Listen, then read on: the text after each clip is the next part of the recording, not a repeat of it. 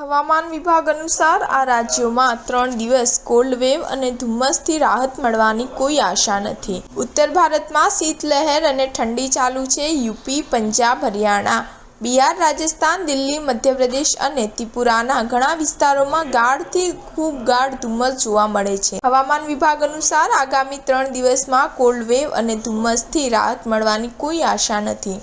ગાઢ ધુમ્મસના કારણે ફ્લાઇટને અસર થઈ છે. તે જ સમયે ભારતીય રેલવેની ટ્રેનો પણ તેમના નિર્ધારિત સમય કરતાં મોડી ચાલી રહી છે. આજે મંગળવારની વાત કરીએ તો 23 જાન્યુઆરીએ સવારે 5:30 વાગ્યે પંજાબના પટિયાલા અને હરિયાણાના અંબાલામાં 25 મીટર વિઝિબિલિટી નોંધાઈ હતી, જ્યારે યુપીના આગ્રામાં શૂન્ય વિઝિબિલિટી અને બરેલીમાં 25 મીટર, ઝાંસીમાં 200 મીટર, વારાણસી, પ્રયાગરાજ, લખનઉ અને બહરાચીમાં 50 મીટર નોંધાઈ હતી. રાજસ્થાનના જયપુરમાં 50 મીટર વિઝિબિલિટી નોંધાઈ છે, જ્યારે બિહારના પટના અને ગયામાં 50 મીટર વિઝિબિલિટી નોંધાઈ છે.